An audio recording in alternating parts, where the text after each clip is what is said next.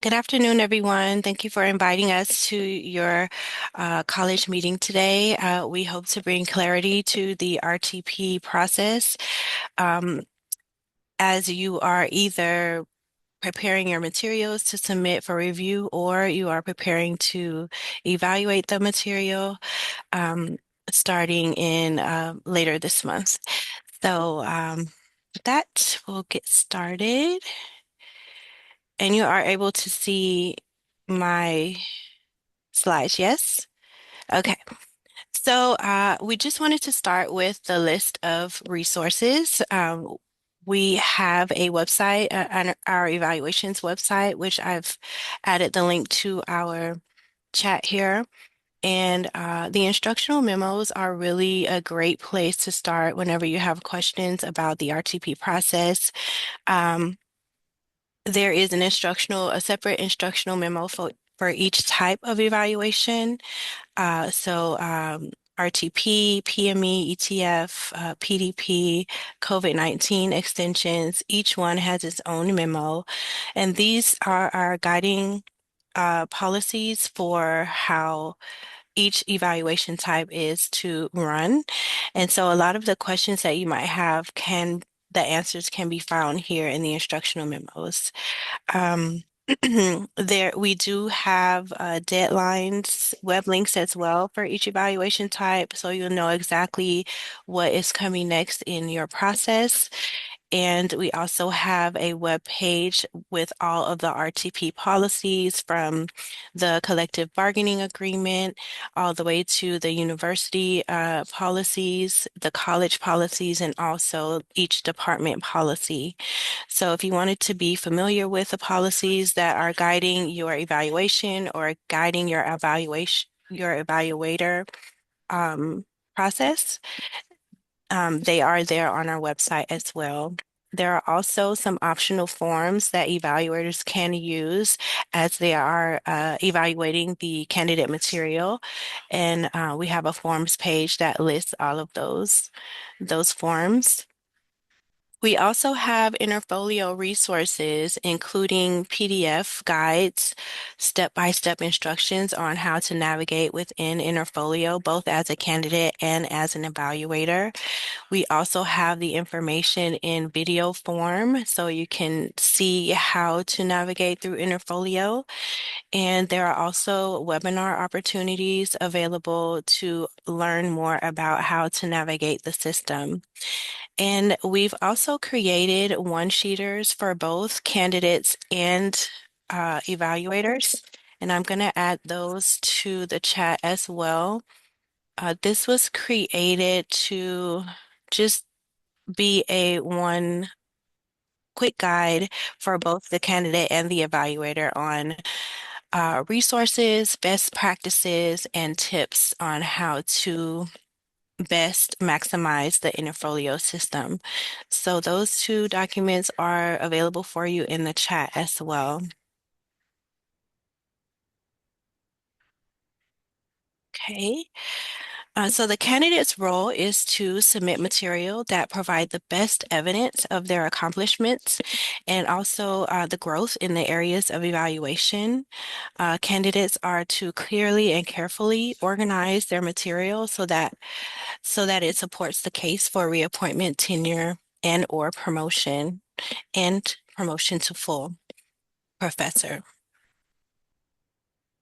Some tips that we have, which is also included in the one-sheeter that I've uploaded for you here in the chat, is to consult with your chair and your associate dean if you're not clear on RTP policies, the interpretation of them, how they apply to you specifically at your department and college level. Reach out to colleagues that have gone through a similar evaluation recently to get advice on how to um, represent the information that you want to submit for review. Again, I can't stress enough how important it is to use our website. A lot of the times when questions come to me, I usually answer them through the instructional memo information. So If you start there, more than likely you will find the answers that you're looking for. Um, in addition to the other resources that were mentioned that are available on our website, we also have a list of workshops that are coming up, both for candidates and evaluators to help clarify the process, including what we're doing here today. Um, Candidates have a dossier available within Interfolio that they can begin to upload documents to, even if they're not ready to populate their candidate case. And I can go through how to use that later or in a different workshop if that will be helpful. Um, Also, take advantage of the Interfolio coordinators that you have at your college level. And so for RTP, that's going to be Kim Truesdale. And for ETF and PME, that's going to be Gina Decker. And they are a great resource to have questions answered at your college level. And I am also here as a resource as well. Another tip for candidates is to plan ahead. Don't wait till the last minute to upload all of your material to the system. What happens every year is on deadline day, which is Monday, September 22nd this year, is that some candidates are afraid to submit the sections in their packets and they wait till the last day.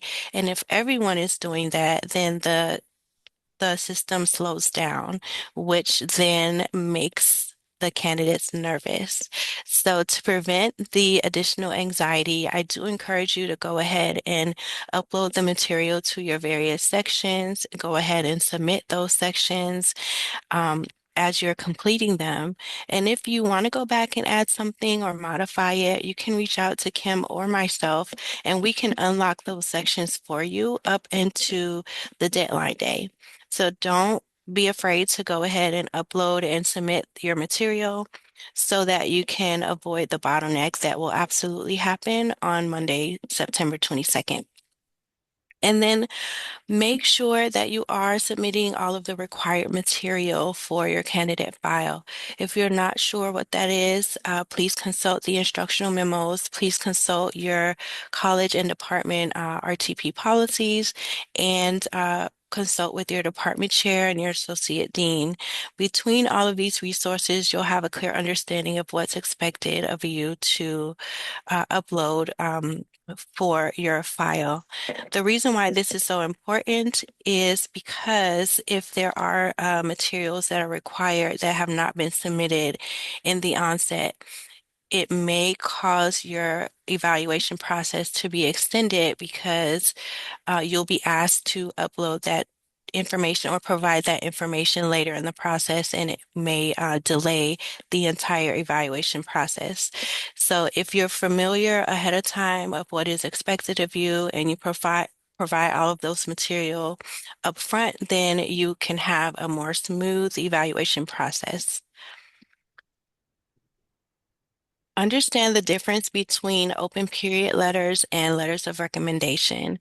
So the open period has happened since mid-August, and today is the last day.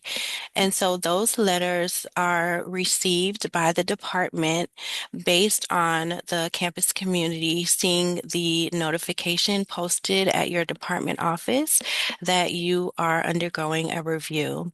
So anyone who has seen that notification and has decided on their own that they want to submit a letter on your behalf, and they have submitted that letter to the department, that is considered an open period letter. What happens there is once the letter is received, you will be notified that a letter has been received, and you will be provided that letter to review for 5 calendar days, and you will be reviewing that letter for accuracy. Once you have communicated with your department that the letter is accurate, it will be added to your candidate packet by the department in a special section for open period letters. Letters of recommendation or letters of support are those that you, the candidate, solicit people to write on your behalf. And so if you solicited any letters, you will receive those letters yourself as the candidate, and then you will add them to your candidate packet in the primary file or the supplemental materials section of your candidate packet. So that is the difference between an open period letter and a letter of recommendation. And this information can be found within the instructional memo for RTP. We do recommend that you, as you are going through your review process, you will receive recommendations both at the department and college levels, as well as the dean's level. You will get a link to access these reviews. And we do recommend that you save these documents either on your personal computer or within your Interfolio dossier so that it will be easily accessed for you at your next review, because your next review will require you to upload your prior evaluations. So please remember to save your department, college, dean, and provost reviews, recommendations, and decision documents, either on your personal computer or within your Interfolio dossier so that you can find them easily at your next review.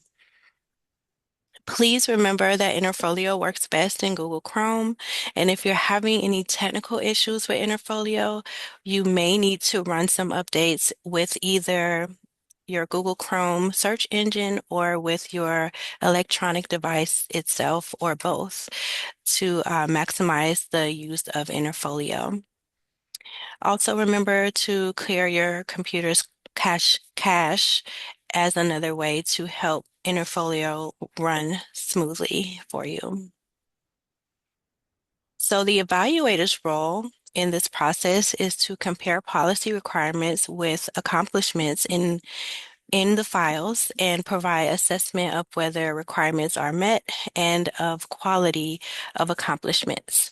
So evaluators are reviewing the candidate material and comparing them to policies and requirements. Some tips for evaluators include not unlocking candidate packet sections. I cannot stress this enough. This has caused a lot of problems over the years during our review process. So some evaluators unlock the sections as a way to access the candidate material. It's not necessary to do that. You can simply click on the name of each document and it will open for you. The reason that we stress that you do not, as the evaluator, unlock candidate sections is because it gives candidates access to add material after the deadline which would be in complete violation of RTP policy, and there are a lot of implications that happen as a result of that. So the simple act of not unlocking candidate packet sections, but instead clicking on the name of the material that you want to view is a small adjustment, but it makes a huge impact. So if anyone has any questions about that or needs a demonstration, just let me know and I can do that. Um, Please remember that as evaluators, sometimes there are modifications to the recommendations document. Sometimes that happens before the deadline. Sometimes that happens after the deadline for the evaluators to submit their recommendations. We encourage evaluators to, if they have submitted an evaluation after the deadline, but there is a modification that is needed, that they would leave the original document in the system and upload a second document that includes the modifications. The reason why we're saying this is because we do need to have a record that the original document was uploaded in a timely manner and it did meet the deadline. And it just shows a timeline that a modification was made and we have everything in record. So Some evaluators have deleted the original to submit the modification, and we lose the timeline that the original document was submitted in time of the deadline. So again, a small adjustment, but it has a big implication for the overall review process. We do ask committee members, or at least the committee chair, to respond to the reminder emails about the committee review deadline in the case that the committee is not able to meet that deadline. This gives all of us a heads up to know that the committee review is delayed, and it gives us enough time to notify the candidate and do all of the things in the back end that we can do ahead of time if we know ahead of time that the committee is running a little bit behind. Please verify that all committee members are eligible to be committee members. That is spelled out in the RTP instructional memos. And also verify that the committee members are in compliance with the requirements so that we don't have any issues later with having to recuse people from within the system who should not have had access to those candidate cases in the first place. Please, as evaluators, make sure that all required material is available to you as you're reviewing. If there is something that is required that is not a part of the candidate material that you have received, please reach out to Kim or Gina to notify them of that so that they can begin the process of getting that material. So, for example, if you're at the department level committee and you've submitted your recommendation and the packet doesn't have all of the required material and it moves forward to the college level, and the college committee notices that there are required material missing, that will then delay the process for the candidate because that case has to go back to the department level once the required material has been acquired. So if at the department level you notice that things are missing that are required, please say something at that time so that we can rectify the situation at the department level to continue a smooth process of evaluation. We have had cases where the cases have gotten all the way to the provost level, and the provost is the one asking for missing material. And then the question is also, how did this case get reviewed at these other levels without this required material? So the candidate case would have to go all the way back to the department level of review, which will delay the ultimate decision for the candidate. So we don't want that to happen. So let's be diligent to make sure that all required material are included at the very beginning. Please do not send those recommendation or decision documents outside of Interfolio. We have had cases where committee members have sent the recommendations document via Teams, via Zoom. These are not secure places to have this confidential information available. So please do only upload this information to Interfolio.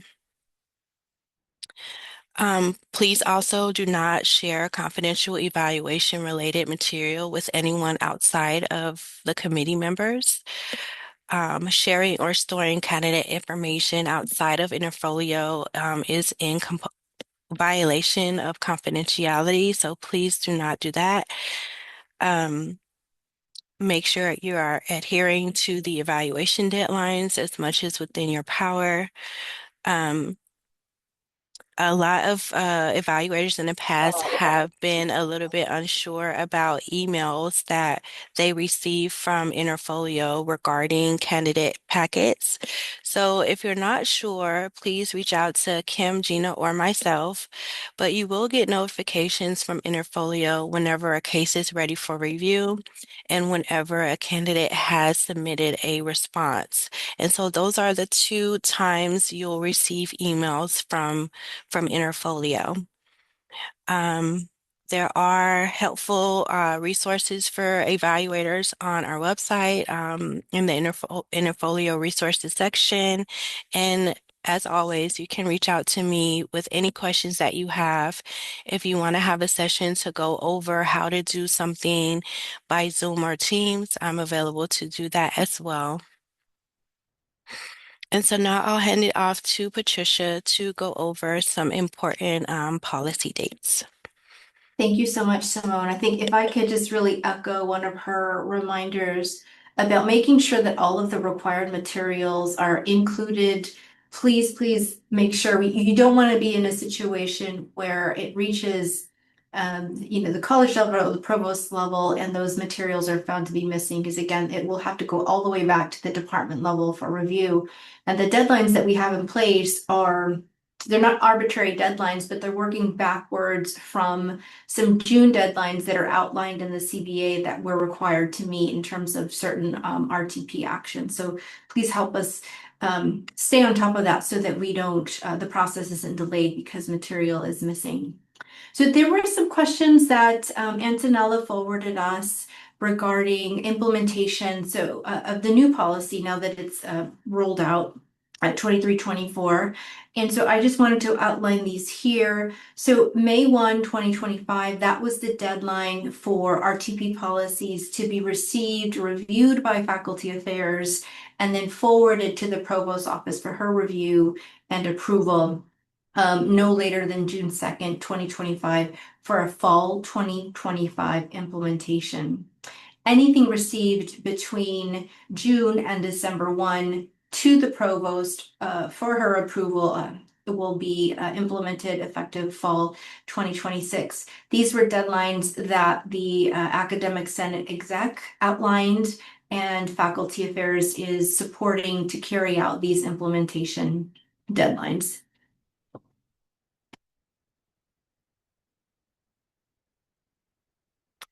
A few reminders about the implementation of the new and the old while we have existing.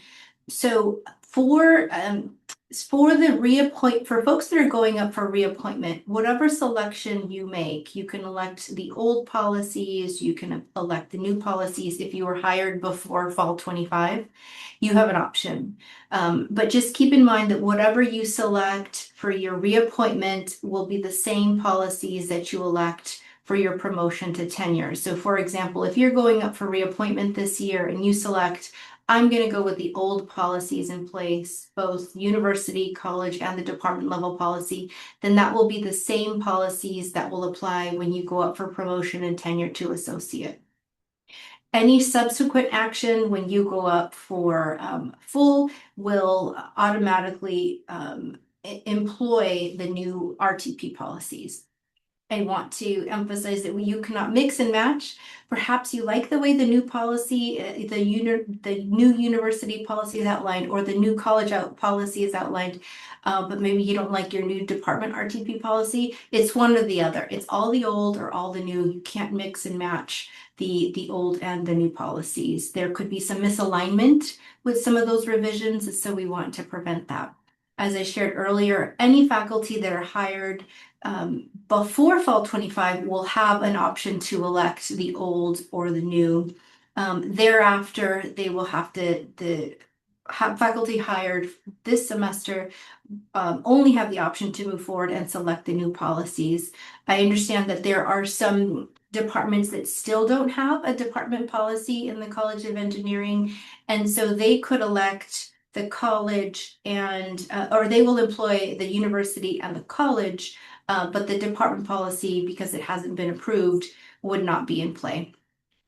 And you can find for those units that have approved policies, you will find both their old policies and the new 2025 policies that are in fall 26 implementation for the College of Engineering. You will find those on our website.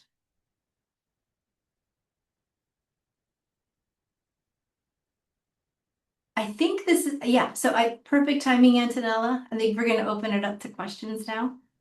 Yeah, I'm starting, and I'm sure that my colleagues have a lot of other questions about this because, again, as you mentioned, the College of Engineering doesn't have all the policies, the new policies in place. So, and some of them have been approved by the provost right after the June deadline. So I have two questions, and then everybody else is welcome to ask.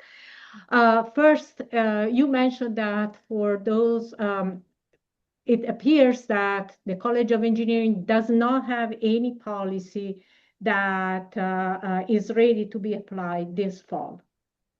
We don't know Uh, department policies. You have no a department college policy. policy, Yeah. yeah, but no department So policy. the university and the college, we have them, but the departmental policies are all the ones that have been approved are effective fall 26. Yes, that's correct. Some faculty members have reported to me that they have heard from colleagues outside the college that exceptions can be made to the application of the policy so that if a faculty member is due for review, can choose this, and for this cycle, the new policy to be applied as an exception instead of starting in fall 26. So my question is that correct? No. Okay. No. But let me clarify what happened. So there was a different college that they submitted all of their department RTP policies by March 2025. Okay. And there was a transition in the college, and the policies didn't get to us until the end of May. Oh, And so they didn't make the deadline, right? Because the deadline to meet reach our office was May 1. But we worked with the unit. We had to go to academic senate exec and request an exception for them because the faculty, in fact, did do their part, right? They met the deadline, in terms of March, but it was really at the college level that there was a disconnect and they weren't able to make it to faculty affairs. And so we were able to make an exception so they could be implemented in fall 25 again because the faculty met the deadline. It was at the college level where the okay. dis Okay. So in that disconnect. one particular case, it doesn't apply to Yes, other there's cases. no process for Exception or exception. whatever that is. Yeah, yeah. So my other question is, okay, so all the departmental policies that have been approved will be effective fall 26. So the faculty that want to choose for the new policy, they will have to choose just to be evaluated through the college and the Yes. university. So at the departmental level, the evaluators will use only the college and the university policies for evaluating the candidate. In this case, actually, the college policy, am I correct? Yes. For evaluating the candidates. Does it mean that someone going for retention now, and if the candidate chooses the new policy, once the departmental policy becomes active, that candidate for tenure and promotion will go with the new departmental policy as well? Will be reviewed by the three new policies? Yes, so that's a really good question. And I was just having this conversation with Academic Senate. So this process has been ongoing for a long time before my arrival. My conversation with Academic Senate exec leadership was that yes, they could elect the department policy to be in play, and it would probably provide more clarity. And it would be in alignment, right, with the college policy. And so it would make sense that they could employ all three policies at that Yeah, point. because you said that for whoever has the policy effective this fall, if they choose the new or the ones, this is the series they will be evaluated with once they go for tenure. So it makes sense that somebody that doesn't have the departmental policy now, but will have it when the tenure time comes, will be and chooses now the new policies at the college and the university once that person gets to the tenure time, is evaluated under the three new policies as well, rather Yeah, than going yes. back to the old departmental policy. Yes, and I think what I noticed in the College of Engineering in particular, there's a lot of deference to even the department policies that were passed. There's a lot of defer to the college, defer to the college. So I think that the college policy is a great resource for anybody that's going up for reappointment now and then in the future, to associate, what have you. So that basically now, whoever chooses the new to be evaluated under the new policy, the evaluators at the department level should not consider the old policies. Am I correct? Wait, repeat the question? On the evaluator side, if the candidate has selected to be evaluated under the new policies and the department does not have an effective policy now, does it mean that the evaluator, the committee, should not consider the candidate under the old departmental policy? Correct, because So then the you'd be old mixing and departmental matching. policy is out, and the candidate is evaluated only using the college policy at the Right, because department you level. cannot mix policies. So it's Okay. it's old or new, whatever's been approved, old or new. Okay. Okay. Thank you so much. So I'll Info session. I have a question. How long can faculty choose to be evaluated under the old policy? For example, if someone, let's say, recently received tenure and was promoted to associate professor, can they still opt to use the old policy for the promotion to full? No, so it's a one-time selection. So okay, this is going to be confusing. Reappointment and associate, those are the same. Those are coupled. But then, so say you elect the old policies for that personnel action. The subsequent action is the new policies only. So it's essentially it's a one-time deal, but again, to elect the old policy. But again, the reappointment and associate tenure, that decision, those should be the same policy, if that makes sense. Yes. So my question is, let's say someone is like 2 years away or 3 years away from submitting their package for uh, promotion to full, right? So their assumption was there was an old policy, they did whatever they wanna did doing based on that old policy, right? So the Yes. question is, how long can faculty choose to be evaluated under the old policies? Like 1 year, 2 year, what's the The timeline? there isn't an expiration on it, but theoretically, but I mean, with the COVID extension, there might be somebody who takes a parental leave and so it extends. But theoretically, over the next 6, 7 years, everyone will have the option to select the old, and then thereafter it's the new only, right? It'll be phased out, if that makes sense. Exactly. So basically, the new policy will be applied to the new hires starting this Fall. semester, this fall. Okay, Yes. okay. And then they have the choice. All right, the others have the choice. Thank you very So much, Patricia. folks hired before fall 25, y'all have the choice. You can select old or new. Moving forward, our brand new hires, they only have the choice of the new policies. Thank you very much. Yeah, no problem. any other question?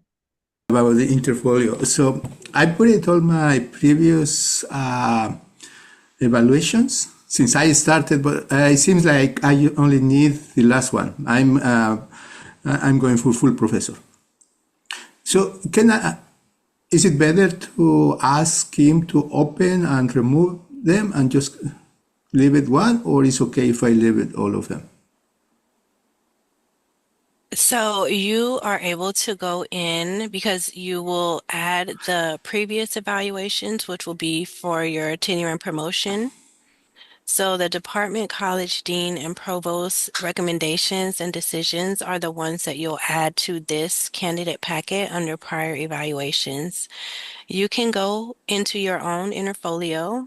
You will go to your packet section, and at the bottom, you'll see the completed evaluation that you had for tenure and promotion. You would click on that one, and then there will be a tab called Shared committee files, and that is where you will find all of the recommendation and decision documents from your tenure and promotion review.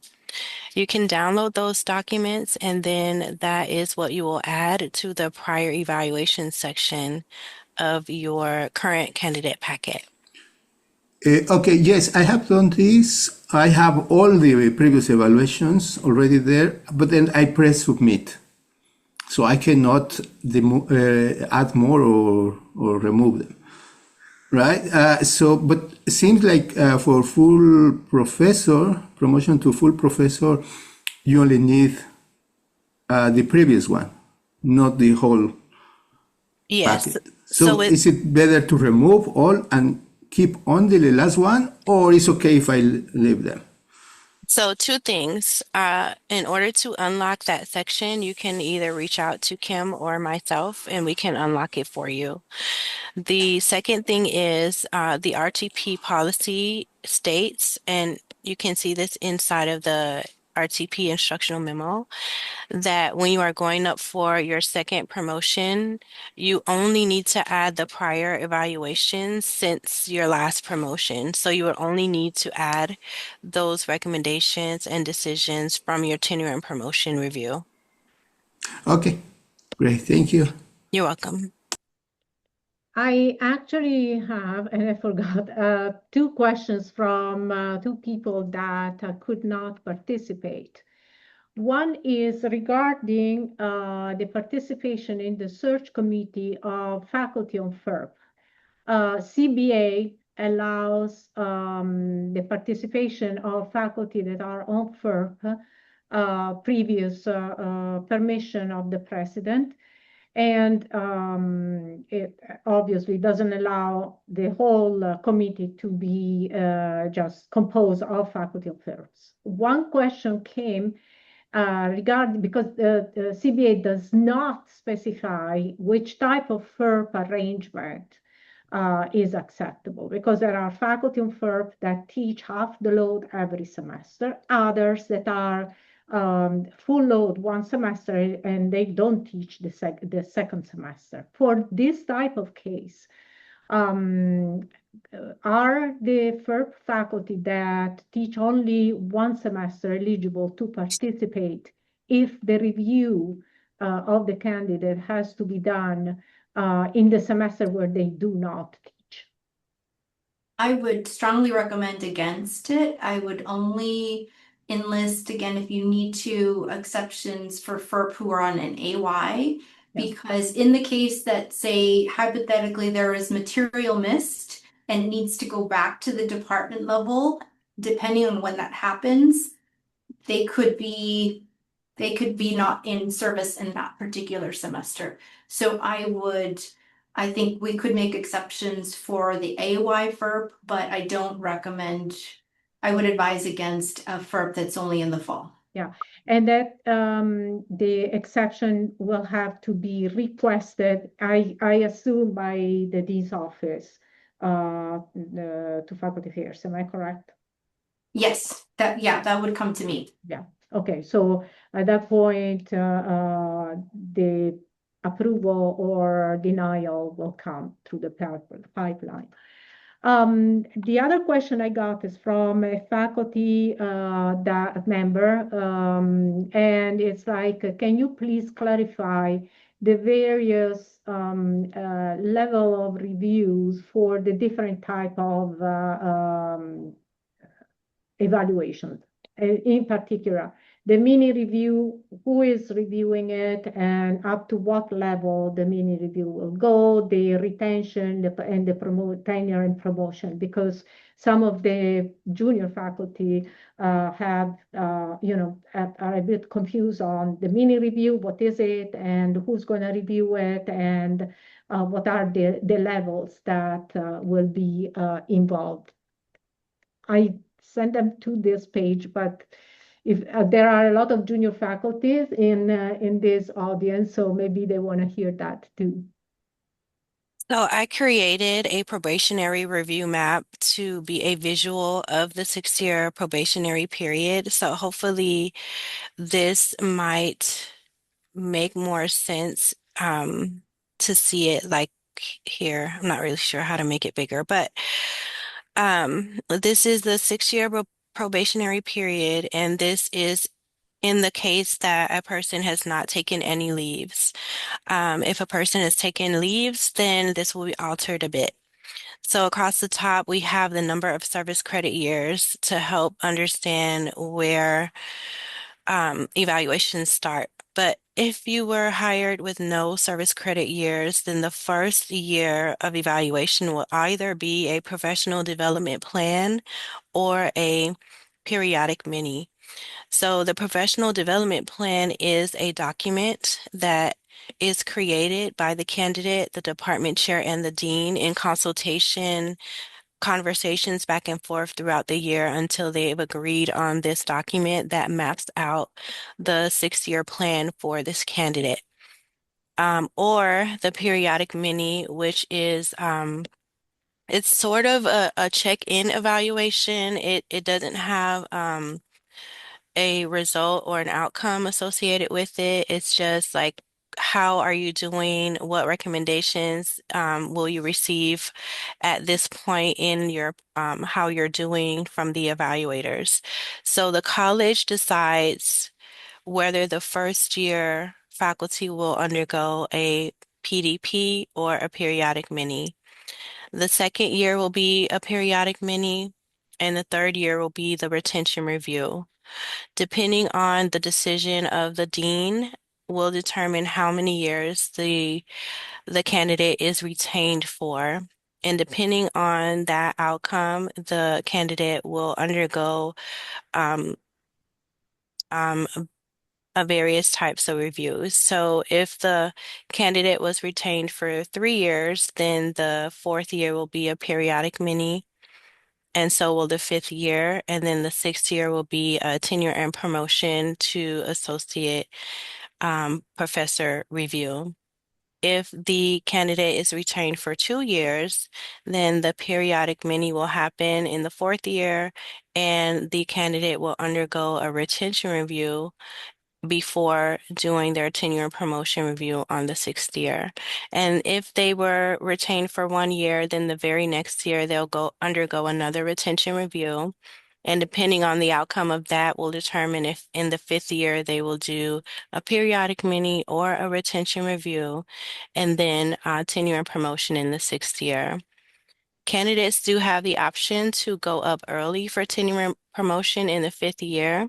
We strongly recommend a consultation with department chair or associate dean or dean in that decision. Um, and again, this schedule for each candidate is going to be different based on service credit years hired with, any leaves that were taken, if if a COVID-19 extension was taken. And so if someone is uncertain as far as where they are on this map, they can reach out to me and I can send them a personalized schedule of their 6 years and even 7 years in some cases. Okay.